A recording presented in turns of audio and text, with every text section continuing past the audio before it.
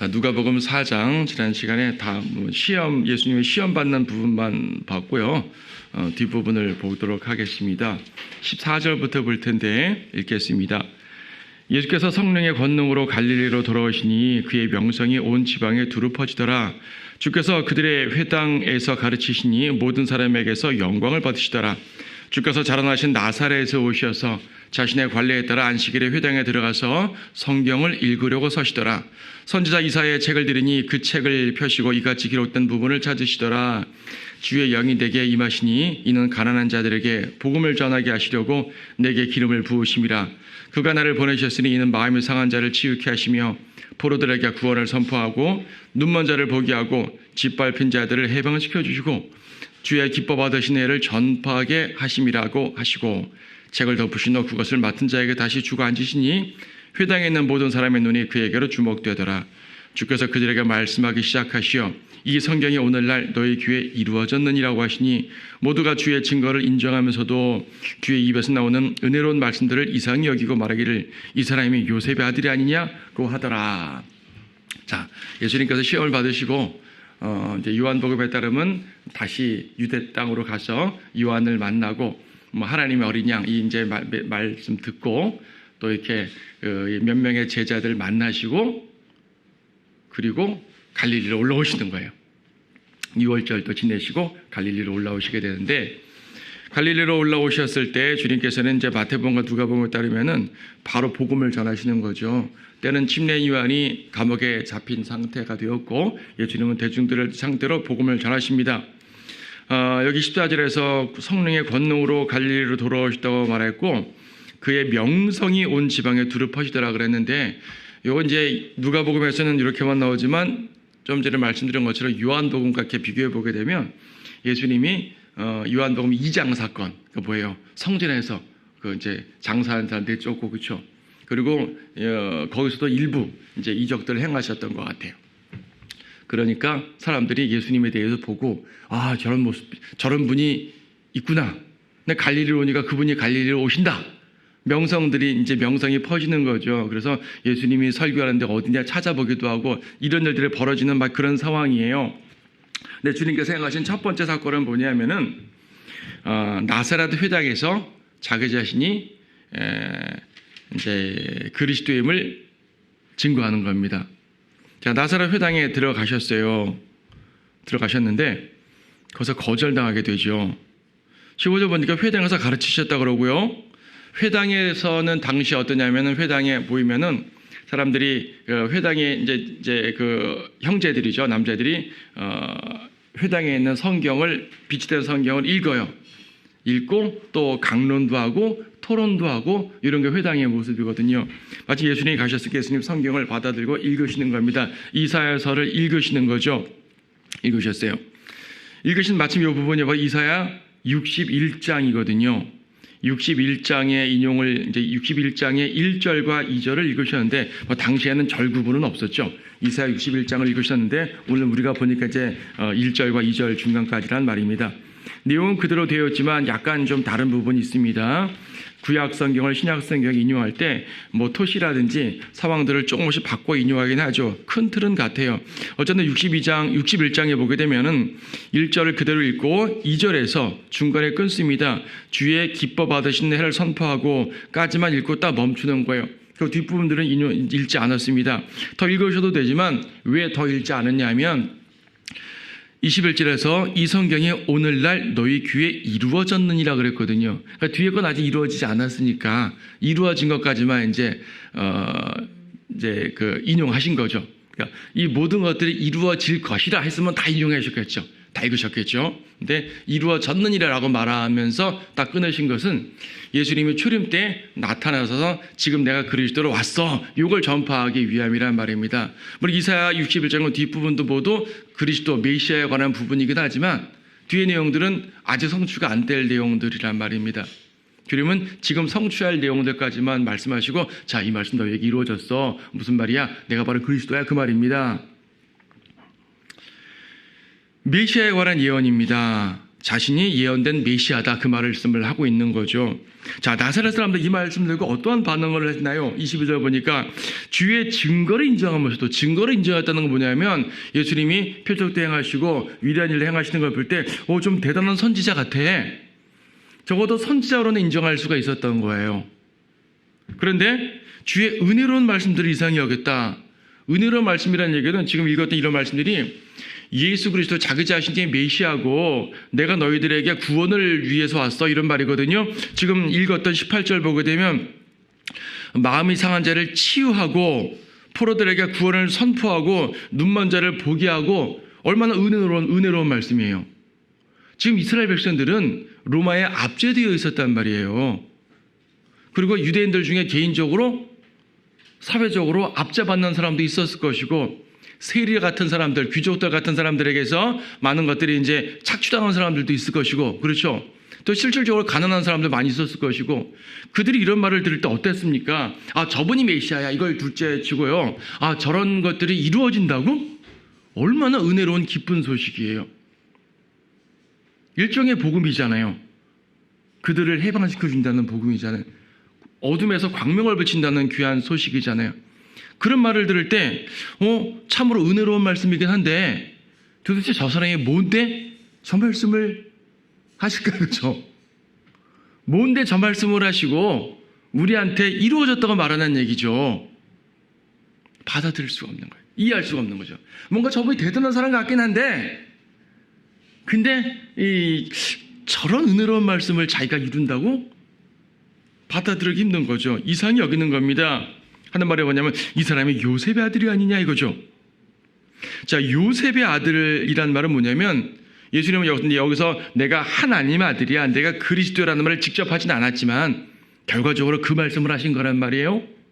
근데 나사렛 사람들이 보니까 예수님은 나사렛 청년이잖아요. 그러니까 자기 동네 사람이란 말입니다. 동네 혹은 옆 동네, 하여튼 주변 동네, 하여튼 그 지역 사람이죠. 예수님 목수였잖아요. 목수기 때문에 출장, 집수리 많이 다녔을 거라고요, 당시에 말하자면. 그렇죠? 식탁도 만들어드리고 집도 져드리고 여기저기 다니면서, 갈릴리 여러 마을 다니면서 사람들이 알 거 아니겠어요. 참 성실한 청년으로 알았는데 자기가 대단한 사람이라고 말하네? 목수 요셉 아들이잖아 라고 생각하는 거예요. 요셉의 아들이면 선지자는 될 수 있어요. 누구의 아들이라도 선지자 될 수 있잖아요. 그렇죠? 구약성경에 보게 되면요, 제사장은 아론의 후손이어야 되지만 선지자는 그렇지 않았어요. 아모스 같은 경우는 뽕나무 치다가 부름받기도 하고요. 귀족 출신, 이사야 같은 경우는 귀족 출신의 선지자예요. 아모스 같은 경우는 평민 출신의 선지자고요. 다양한 계층 선지자들이 있고 지파 관계없이요. 그러니까 요셉의 아들이라고 해도 선지자 되는 건 문제가 없어요. 그리고 하는 행동 보니까 좀 선지자처럼 되게 보여요, 진짜. 그러니까 선지자라는 것까지는 이해를 하겠는데 그리스도라고 말이 안 되잖아요. 그리스도는 하나님의 아들인데 내가 알기로 저 사람은 요셉의 아들이거든요. 어떻게 요셉의 아들이 하나님의 아들일 수가 있냐는 얘기죠. 자, 요셉의 아들이면 선지자는 될 수 있지만 그리스도는 되지 못합니다. 예수님은 하나님의 아들이시기 때문에 그리스도예요. 여러분, 신약성경에 보게 되면은 예수님을 그리스도, 곧 하나님의 아들로 믿어야 된다는 말을 종종 합니다. 그렇죠? 베드로도 주는 그리스도, 곧 살아가신 하나님의 아들이다. 요한복음에서도 예수님을 그리스도, 곧 하나님의 아들로 믿어야 구원받는다, 영생을 얻는다. 그러니까 예수님이 하나님의 아들이라면, 그리스도라면 하나님의 아들이어야 되는 거죠. 요셉의 아들일 뿐인 사람이 어떻게 하나님의 아들이 될 수 있냐는 얘기입니다. 이것이 바로 나사렛 사람들이 예수님을 배척한 거예요. 물론 나사렛 아니라 모든 유대 사람들도 감히 저 사람이 하나님의 아들이라 생각하기는 쉽지 않죠. 하늘에서 뚝 떨어졌다? 이해할 수 없잖아요. 그런데 나사렛 사람들은 더더욱 이해 못하는 게 같이 자랐단 말이에요. 내가 당신 과거를 아는데 무슨 하나님의 아들이야? 라고 말할 수 있죠. 딴 지역 사람들은 위대한 일, 하나님의 위대한 일들을 하면서 내가 하나님의 아들이 하게 되면 정말 하나님께서 보내신 사람인 것보다 믿을 수도 있는 상황이 되지만 나사렛 사람들은 전혀 그렇지 않은 거예요. 내가 당신을 아는데 무슨 하나님의 아들이야? 당신 요셉의 아들이잖아. 이것이 나사렛 사람들이 예수님을 거절한 1차적인 직접적인 이유죠. 자, 예수님이 하나님의 아들이라는 사실, 물리적으로 하나님의 아들이라는 사실, 우리는 영적으로 하나님의 아들들이지만 거듭나서 예수님은 물리적으로 하나님의 아들이잖아요. 그렇죠? 요셉의 씨가 아니니까. 이 사실을 아는 사람이 누구밖에 없어요. 마리아하고 요셉밖에 없잖아요. 이걸 마리아가 사람들한테 막 얘기하고 다녔을까요? 사실 내 첫 아들 예수는 요셉의 아들이 아니에요. 내 첫 아들 예수는요, 성령께서 잉태케 하신 거예요. 이런 말을 하고 다녔을까요, 마리아가? 안 했겠죠. 그 말을 했으면 매도당하죠. 어떻게 사람들이 그 말을 어떻게 믿어요? 요셉의 씨가 아니라고? 그냥 부정한 여인이구만. 이렇게 말할 수밖에 없죠. 도대체 얘 아버지가 누구야? 이럴 거 아니에요. 그래서 앞에 누가복음 2장에서 어땠습니까? 2장에서 첫 6월절에 예수님 12살 때 예루살렘에 가셨을 때 말입니다. 예수님을 잃어버렸다가 찾으니까 2장 49절에서 48절에서 그들이 그를 보고 깜짝 놀라며 그의 모친인 마리아가 그에게 말하기를 아들아 어찌하여 우리에게 이렇게 하였느냐 보라 내 아버지와 내가 걱정하며 너를 찾았다. 요셉을 가리켜 내 아버지라고 말하죠. 물론 이제 양육하는 아버지 역할은 당연히 한 건 맞죠. 사람들 앞에 항상 이러고 말하고 다녔던 거예요. 그러니까 사람들도 요셉 아들이라고 이해를 하는 거죠. 마가복음 6장 3절도 예수님이 요셉의 아들 몫이라고 사람들한테 인정 취급받고 있었습니다. 그래서 우리 3장에서 예수님의 족보 나올 때 말입니다. 족보 나올 때도 3장 23절에서 예수 자신은 약 30세가 되어 사역을 시작하셨고 요셉의 아들로 알려졌던 바, 물리적으로 요셉의 아들은 아니지만 사람들에게 요셉의 아들로 알려져 있었다는 얘기입니다. 쉽게 말해 예수님이 하나님의 아들이라는 사실은요, 출생의 비밀이었어요. 마리아와 요셉만 알고 있는 출생의 비밀이었어요. 요즘에 출생의 비밀 다루는 그런 이야기가 많은데 원조는 성경이에요. 성경을 못 벗어나요, 사람들이. 자, 예수님에 대해 출생에 대해서 비밀로 여기고 30년을 살았던 거예요. 예수님께서 이 비밀을 비밀로 유지할 이유가 없는 거죠.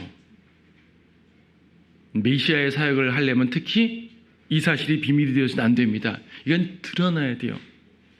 사람들이 인간적인 생각으로 아무리 숨긴다 하더라도요, 하나님께서 그분의 목적에 필요하면 드러내게 되어 있다는 얘기입니다. 때로는 우리가 이건 알리면 안 될 것 같아, 이럴 때 많이 있잖아요. 때로는 하나님의 일, 의로운 일임에도 불구하고 부끄럽거나 배척받을까 봐 숨기고 그럴 때도 있습니다. 하나님께서는 그거 숨기지 마, 내가 이룰 거야. 어차피 그거 네가 하는 거 아니야, 내가 하는 거야. 걱정 마, 이 일은 내가 위대하게 이룰 거야. 이렇게 드러낼 수가 있는 겁니다. 주님께서 드러내시게 되어 있어요. 주님이 스스로 드러내십니다. 요한복음 1장에서는 침례인 요한이 먼저 드러냈죠. 보라, 세상 죄를 지어가는 하나님의 어린 양이라. 그렇죠. 나다나엘이 증거했습니다. 이분은 그리스도라고. 안드레와 베드로도 그리스도라고 고백했고요. 예수님은 드러나게 되어 있어요. 드러나지 않으면 안 되는 거예요. 그렇죠. 자, 예수님은 하나님의 아들이심을 드러내는 것입니다. 자, 좀 전에 이사야 62장 1절과 2절을 중간까지, 그러니까 첫 부분까지만 인용했다고 말씀드렸는데, 주의 기뻐 받으신 해를 전파하게 하심이라. 이게 이제 61장 2절의 앞부분이거든요. 뒷부분은 주의 복수의 해를 선포한다는 말 나오는데 이건 인용하지 않았어요. 왜냐하면 복수의 해라는 것은 재림 때 있을 일이니까. 재림 때 예수님이 누구에게 복수하셔요? 복수 안 하시죠. 오히려 용서하시죠. 죄인들을 용서하시고 받아들이신 것이 초림 때의 모습입니다. 한없는 자비를 베푸신 분이 초림 때 예수님이에요. 하지만 재림 때 예수님은 복수하시는 분이라는 얘기입니다. 이사야서 61장 다시 잠깐 보게 되면, 이사야서 61장 2절에서 주의 기뻐 받으신 해를 선포하고 우리 하나님이 복수의 날을 선포하며 모든 슬픈 자를 위로하고 쭉쭉쭉쭉 내용이 나오죠. 뒤에 내용들은 초림 때 적용되는 내용도 있고 재림 때 적용되는 내용도 있고, 이 내용들이 사실 구약에서는 초림과 재림이 섞여서 말씀하고 있습니다. 구약에서는 초림과 재림을 구분하지 않고 섞어서 말씀해요. 왜냐하면 구약에서 말하는 것은 메시아 그분 자신을 말하는 것이기 때문이에요.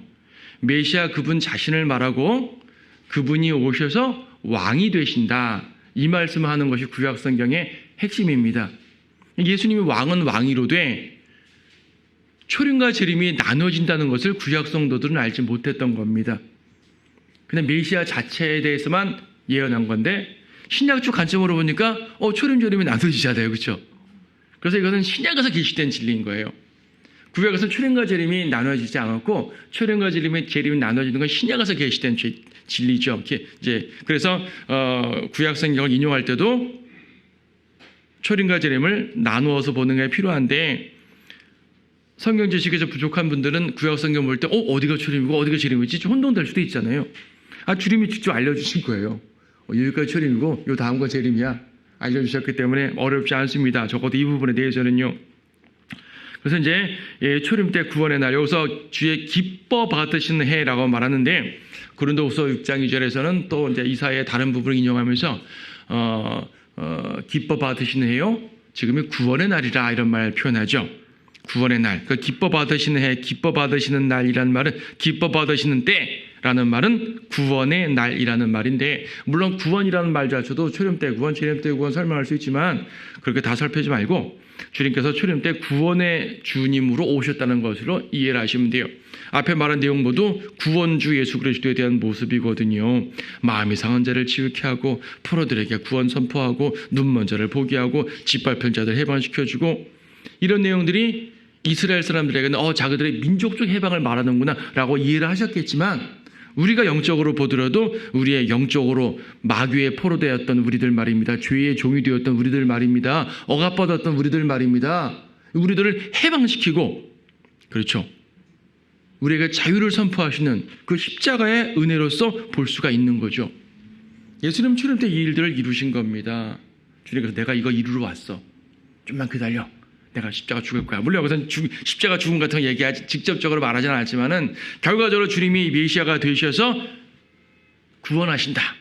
이 말씀을 하고 있는 거죠. 그래서 여러분 성경을 올바로 나누지 않게 되면 이제 우리가 성경 공부와 교리를 정립하는데 많은 문제가 돼요. 초림과 재림에 대해서 구분할 수 있어야 되고 성경에 보게 되면 이스라엘과 교회를 구분하지 않게 되면 또 많이 어려움이 있거든요.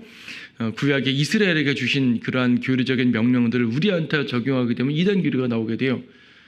구약 성경에 보게 되면 돼지고기도 먹지 말고 성전에서 경배도 드려야 되는 거, 안식일도 지켜야 되는 것이고 이런 많은 일들을 우리가 영적으로 적용할 수는 있겠지만 그걸 문자적으로 적용해 보세요. 그럼 안 되잖아요. 유대인들은 지금도 그래서 이게 성전 제사를 지내려고 자꾸 성전을 복원하려고 그러잖아요. 지금 성전이 복원이 안 되기 때문에 그들이 제사를 못 드리는 거예요. 성전을 그들이 복원시키려고 하는 것은 주님 빨리 오셔서 이것 때문에 우리는 성전 복원되면 주님 오시겠구나 이것 때문에 기다리는 건데 유대인들은 전혀 그것 때문에 기다리는 것이 아니고요. 빨리 성전 복원해서 희생제사 드리려고 복원하는 겁니다. 그들의 성전 복원하려는 그 의도는 우리의 생각과 달라요. 그들은 지극히 불경한 생각을 하고 있는 겁니다. 여전히 예수님을 거절하면서 하는 거니까. 안식교인들은 지금도 구약 레위기에 따르는 그러한 그 음식의 규례들을 지키려고 하잖아요. 그건 비성경적인 거죠. 그렇죠. 구약에는 행함으로써 의롭게 되는 부분이 있는데 신약에서는 행함은 아니라 믿음으로 의롭게 된다고 그러거든요. 그래서 구약과 신약을 구분하지 못하게 되면 행위 구원을 주장할 수도 있는 것이고 상당히 많은 문제가 있게 되는 거죠. 그래서 이제 천국과 하나님의 나라라든지 휴거와 재림이라든지 이런 것 등등 우리가 앞으로 공부해 나가면서 하나하나 구분할 수 있는 그런 이제 지식들이 영적 지식이 있어야 됩니다. 특히 구원과 제자됨 이거 상당히 중요하게 구분해야 됩니다. 구원은 오직 믿음으로만 받습니다. 구원에는 어떤 행위도 필요 없죠. 하지만 우리가 주님의 제자로 살기 위해서는 행실이 필요하잖아요. 근데 성경에서는 제자로서의 삶에 대해서 행실을 강조한 부분이 많은데 이걸 구원에 대해서 적용하게 되니까 사람들이 혼동하고 있는 것이고 구원론이 틀어지는 것이고 이단이 나오고 막 이러는 거예요. 성경을 제대로 공부하지 않으면 안 돼요. 휴거와 재림도 구분하지 않게 되면 또 곤란합니다. 공중에서 우리를 부르는 그런 구절들이 있고 주님이 지상에 내려와서 다스리는 구절이 있는데 이것을 혼동하게 되면은 우리가 환난을 통과해서 환난에 남아서 환난 가운데 고통당하고 주님께서 구원해 주시는구나 이렇게 또 오해하잖아요. 오늘날 환난 통과론자들이 되게 많습니다. 환난 통과론자들 휴가 재료를 구분하지 못해서 그러는 겁니다. 자, 하여튼 성경에는 이렇게 구분해야 되는 부분이 꽤 많이 있죠. 자, 그래서 봅니다. 예수님께서 이 나사렛 사람들이 잘 받아들이지 않자 예수님은 두 가지 예를 말씀해 주셨어요. 주님 설교 중에 어떤 예를 말씀하셨냐면 25절에서 그러나 내가 진실을 너희에게 말하노니 엘리야 때에 이스라엘에는 많은 과부가 있었느니라. 하늘에 3년 6개월이나 닫혔을 때 온 땅에 큰 기근이 있었는데 엘리야가 시돈의 한 성읍 사렙다에 사는 한 과부 여인 외에는 그들 가운데 아무에게도 보냄을 받지 아니하였다라고 말하죠. 또 엘리사 얘기를 하네요. 또 선지자 엘리사의 때에 이스라엘에는 많은 문둥병자가 있었으나 시리아 사람 나아만 외에는 그중 아무도 깨끗하게 되지 못하였느니라. 자, 이 엘리야 때 사렙다 과부, 엘리사 때 나아만 장군.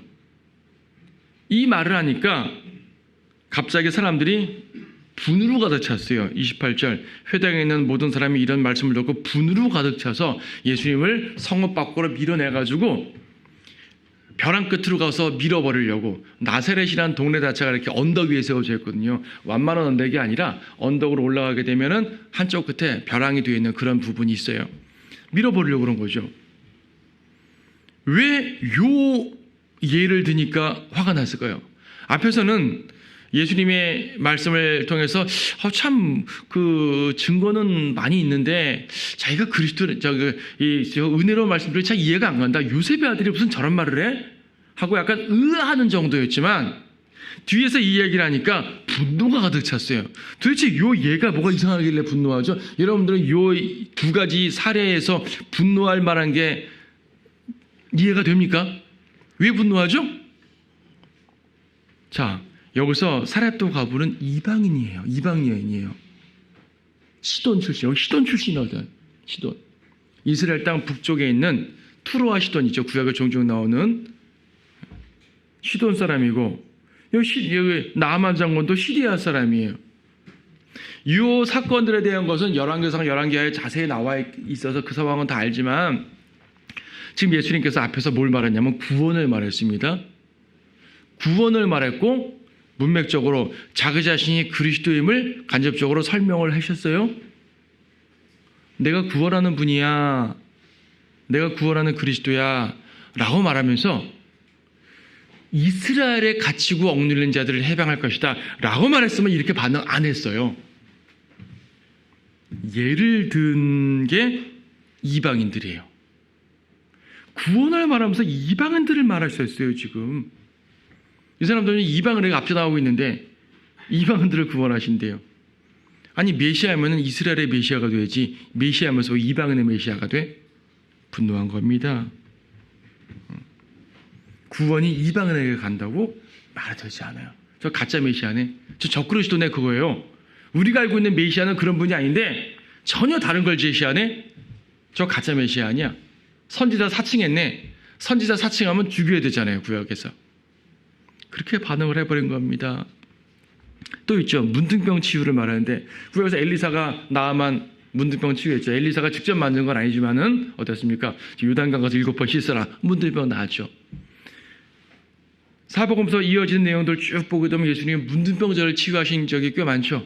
말씀으로 치유하시기도 하고 어루만져 치유하시기도 하고 문둥병자들도 많이 치유하셨습니다. 다른 병자들도 많이 치유하셨지만 자, 다른 병도 치유의 이적은 대단한 이적이지만 문둥병은 특별한 이적이에요. 레위기에 쭉 나오는 걸 보게 되면 다른 병보다 문둥병과 유출병에 대해서 아주 강력하게 말하는 걸 보게 되는데 문둥병은 전염성이 많고 사람뿐 아니라 옷과 집안 구석구석에도 무생물에까지 전염이 돼요. 영적으로는 문둥병이 죄의 예표거든요. 그래서 문둥병을 고친다는 것은 하나님의 능력인 거예요. 다른 병도 그렇지만은 예수님 다른 병 고침도 하나님의 능력을 물론 하셨지만 문둥병에 대해서는 특히 하나님의 능력이라고 사람들이 인식하고 있는 건데 문둥병자를 말하고 치유를 말할 때 자기 자신이 구원주라고 쭉 설명하는 가운데 문둥병 얘기하니까 자기가 하나님이라고까지 비하게 되는 거죠. 바로 이런 것들 때문에 나사렛 사람들은 예수님을 배척했습니다.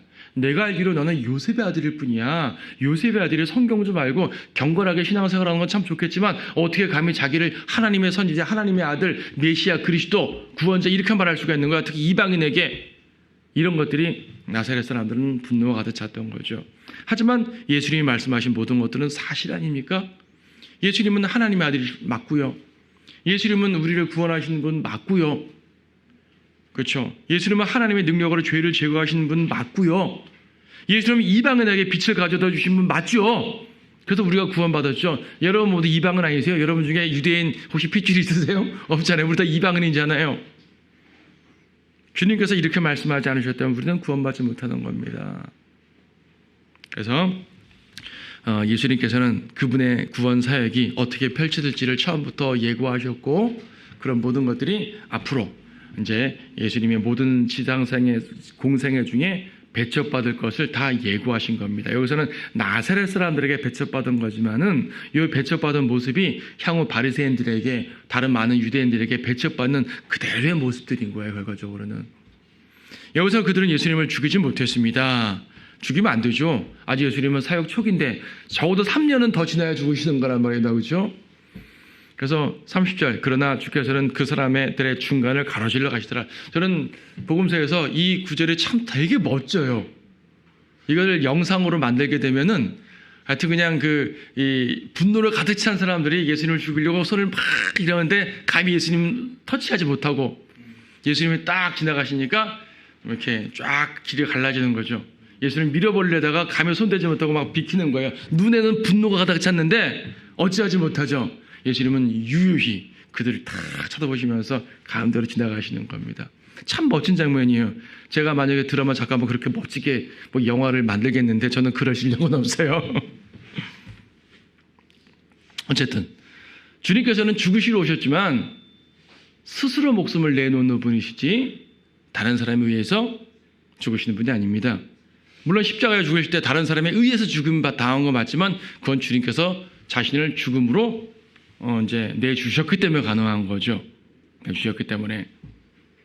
요한복음 10장 18절에서도 주님은 스스로 생명을 내놓는 분이라고 말씀하셨습니다.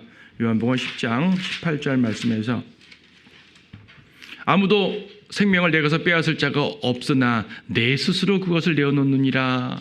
그렇죠? 주님께서 스스로 생명을 내어놓으시기 전까지 나사렛 사람 아니라 그 누구도 예수님을 함부로 죽일 수 없었습니다. 주님은 때가 되셔서 죽으셔야 되는 겁니다. 아직은 아니죠. 자, 31절부터 내용 보게 되면 다양한 갈릴리 사역들이 나옵니다. 나사렛에서 나오셔가지고 카퍼나움으로 가셨어요. 나사렛은 갈릴리 내륙 지방에 있는 마을이고 카퍼나움은 갈릴리 해안 지방에 있는 마을이에요. 한 30km 30km까지 안 갈 거예요. 한 15km 정도 떨어지는 그렇게 멀지 않은 곳인데 거기로 가셨어요. 마태복음 보게 되면 카퍼나움도 예수님의 고향이라고 불릴 정도로 그러니까 예수님의 직접 고향은 나사렛이지만은 좀 확장돼서 말하게 되면은 이제 거의 다 고향이잖아요. 여러분 서울이 고향이다 그러면 나는 강남구가 고향이지만은 서울을 고향이라고 말하기도 하잖아요. 그렇죠, 여러분? 나는 강북구가 고향이지만 서울을 고향이라고 말하기도 하잖아요. 그래서 예수님께서는 나사렛이 고향이지만은 갈릴리 자체를 고향이라고 말할 수도 있고 카퍼나움도 고향이라고 말하기도 해요. 마태복음에는 그런 표현도 있어요. 그러니까 카퍼나움도 예수님께서 많이 다니셨던 곳입니다. 아마 예수님께서 출장 목수 일을 하셨을 때 카퍼나움도 많이 가셨을 거예요. 자, 거기서도 복음 전파하시고 이적들을 행하십니다. 카퍼나움에서도 31절 보니까 안식일마다 가르치셨다. 회당에서 가르치신 거거든요. 나사렛에서처럼 다른 지역들도 안식일마다 가르치셨어요. 바울이 이거를 배운 것 같죠. 바울도 복음 전파로 다니면서 유대인들이 회당이 있는 곳이라면 어디든지 들어가가지고 이제 안식일마다 이제 성경 읽고 복음 전파하고 했었던 것을 봅니다. 예수님이나 바울이나 공통점은 뭐냐면 회당에 들어가서 구약 성경을 읽으면서 이 말씀이 바로 그리스도에 대한 말씀이야 라는 걸 전해줬다는 것이죠. 예수님은 내가 그리스도야. 바울은 그분이 그리스도야. 하여튼 그리스도를 전하는 것. 여러분이 복음 전할 때 결과적으로 그리스도를 전하는 겁니다. 예수 그리스도를 전하는 겁니다. 뭐 구원의 방법을 전하는 게 아니라 구원하시는 그분을 전하는 거란 말입니다. 자, 그래서 이제 계속 가르치셨습니다. 33번 보니까 회당에 더러운 마귀의 영을 지닌 사람이 있었다라고 말하죠. 나사렛 예수여, 우리를 내버려 두소서. 우리가 당신과 무슨 상관이 있나이까? 당신은 우리를 멸하려고 왔나이까? 나는 당신이 누구신 줄 아나이다. 이게 우리라 그래놓고 나라 그래요? 무슨 말이에요? 이 마귀의 영을 지닌 사람 한 사람이 있는데 그 사람이 우리라 그래요. 마귀가 많이 들어있는 거죠. 마태복음 8장도 비슷한 말씀이 있었죠. 그 무덤가에 있던 2명의 마귀 들린 사람. 근데 예수님이 마귀를 쫓아내니까 몇 마리의 돼지떼가 죽었어요? 2,000마리. 그 2명한테 2,000마리가 들어있는 거죠. 마귀가. 마귀를 명이라 그래요? 말이라 그래요? 어쨌든 마귀가 2,000마리 들어간 거예요. 한 사람당 1,000마리씩 들어가 있던 거죠. 그러니까 마귀라는 것은 이 사람의 어떤 뭐 이렇게 크기나 물리적으로 볼 수가 없잖아요. 어떤 사람들은 그래서 마귀가 한 사람한테 1,000명이 들어가? 1,000마리 들어가? 그럼 마귀의 크기는 얼마나 한 거야? 마귀가 콩알 만한가? 이렇게 계산하는데 그렇게 계산하면 안 되잖아요. 마귀는 물리적인 존재가 아니라 영적인 존재니까 어쨌든 들어갑니다. 하나님의 아들인 걸 알아요. 나는 당신이 누구신 줄 아나이다. 하나님의 거룩한 분이시니이다. 뒤에 또 있네요. 마귀 쫓은 사건의 41절 또 있는데 또 마귀들도 많은 사람에게서 나가며 소리질러 말하기를 당신은 하나님의 아들 그리스도시니이다. 마귀도 알아요. 야고보서 2장에서 말씀하셨죠. 내가 하나님의 한 분이심을 믿느냐? 마귀들도 믿고 떠느니라. 마귀들도 하나님을 알아요. 예수님이 하나님의 아들인 걸 알아요. 아니, 예수님을 하나님의 아들로 믿으면 구원받는다면서요. 근데 마귀도 구원받는 건가요? 그러면 그게 아니잖아요. 믿음이란 게 뭐예요? 믿음이란 게. 제가 자주 말씀드렸죠. 믿음이란 것은 2가지 요소를 말할 수 있는데 첫째 요소는 팩트를 믿는 거예요. 사실을 믿는 거죠. 2번째 요소는 뭐냐면 내가 믿는 그 사실에 근거해서 의지하는 것까지 가야지 믿음인 거예요. 예수님이 하나님의 아들이다라는 객관적 팩트를 믿는 것은 이거는 마귀들의 믿음으로 끝나는 겁니다. 이런 믿음으로 구원받지 못하는 거예요. 예수님이 날 위해서 죽었대. 2000년 전에 죽었대. 그래, 그거는 뭐 성경에 기록됐으니까 그런가 봐. 역사적으로 굳이 거부할 필요가 없네? 라고 사건을 믿는 거 있잖아요. 이건 구원받는 믿음 아닙니다. 나를 위해 죽었다고? 그럼 내가 그분을 믿고 의지하겠습니다. 십자가의 보혈이 나를 신다고? 그럼 난 더 이상 내 행위를 의지하지 않고 그 보혈을 의지하겠습니다. 이 의지까지 가는 게 믿음이에요. 구원받는 믿음도 마찬가지고 구원받은 이후에 우리가 여러 가지 믿음을 구사하는 것도 원리는 같아요. 하나님이 전능하시다는 사실 여러분 다 알잖아요. 우리 기도할 때 전능하신 하나님께 기도합니다. 근데 이 일을 주님께서 이끌어 줄 줄 내가 진짜 믿고 의지하는 것과 주님이 전능하신 하나님이라서 뭐 이루어 주실 수 있다는 능력이 있다는 건 알아요. 하는 건 다르잖아요. 그렇죠? 객관적인 능력을 인정하는 것과 내가 그분을 의지하는 건 다릅니다. 마귀는 예수님이 하나님의 아들인 것을 알았어요. 지식적인 믿음이 있어요. 하지만 마귀가 예수님을 의지할 이유는 없죠. 마귀는 멸망할 존재고 예수님은 마귀들 구원하러 오신 건 당연히 아니고요. 그러니까 우리가 예수님의 객관적인 사실을 인정하고 끝나게 되면 마귀의 믿음과 다를 바가 없습니다. 우리가 구원받을 때도 십자가의 보혈을 의지하고 예수님 나의 구원자시니까 예수님을 믿고 신뢰하고 붙들고 그것을 영접했다고 표현하죠. 영접해서 구원을 받는 거고 구원받은 이후에도 우리가 모든 삶에서 믿음을 구사할 때 그분을 의지하고 그분의 손 굳게 잡고 주님 아니면 안 됩니다. 매달리고 그렇죠. 어린아이처럼 예수님의 손 붙잡고 묵묵히 신뢰하고 나아가는 거. 내가 그분께 나를 맡기는 거. 이게 믿음이란 말입니다. 마귀의 믿음으로 머물러 있으면 안 되겠죠. 자, 어쨌든 예수님께서는 마귀들도 고치시고 많은 병들도 고치시고 특히 38절에서는 베드로의 아내의 모친, 장모님이죠. 베드로의 아내의 모친을 고치셨어요. 베드로가 초대 교황이라고 그러면서 결혼 안 하는 사람들 베드로 결혼한 거 보고 뭐라고 말하는지 모르겠습니다. 어쨌든 다양한 사역을 행하셨는데 병자 치유, 마귀 축출, 말씀 전파 등등 갈릴리 전역에서 전파하셨습니다. 그래서 이제 우리가 그리스도의 생애라는 과목에서 한번 공부한 바가 있어요. 예수님의 전기 갈릴리 사역의 초기 부분인데요. 예수님의 장기갈릴리 사역에서는 표적들이 왕성하게 드러나셨고요. 그분의 죽으신 부활에 대한 메시지보다는 왕이라는 것, 표적, 하나님의 아들 이런 내용들이 많이 나타났고 또 사람들이 나사렛은 거절했지만 많은 사람들은 또 받아들였어요. 저분이 참 대단한 분이고 그리스도인가 보다 받아들이고 했었습니다. 하지만 중간중간 거절들을 많이 했죠. 또 받아들인 지역에서도 예수님을 제대로 믿은 건 아니고 그분의 이적의 혜택만 받고요. 그분이 왕이심, 그리스도이심, 구세주이심은 거절한 것이 많죠. 어쨌든 예수님께서 이렇게 왕성하게 사역하시면서 복음을 전파하셨습니다.